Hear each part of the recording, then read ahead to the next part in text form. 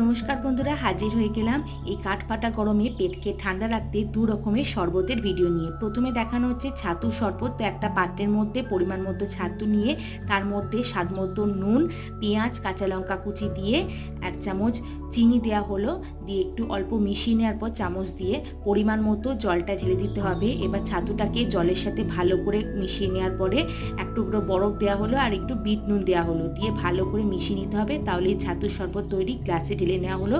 চাইলে তোমরা এর মধ্যে লেবুর রসও দিতে পারো। এরপর দেখাচ্ছি জলজিরা শরবত। একটা পাত্রে পরিমাণ মতো জল নিয়ে দুটো বরফের টুকরো, 1 চামচ চিনি দিয়ে তার উপর লেবুর রস দেওয়া হলো। এরপর দেওয়া হলো অল্প একটু বিট নুন।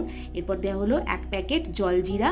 তো জলজিরা দোকানে পাওয়াই যায়, কিনে নেবে তোমরা। এবার সব কিছু ভালো করে মিশিয়ে নিলেই তৈরি হয়ে যাচ্ছে জলজিরা শরবত। একটা ছাঁকনি দিয়ে গ্লাসের মধ্যে ছেঁকে নেওয়া হলো।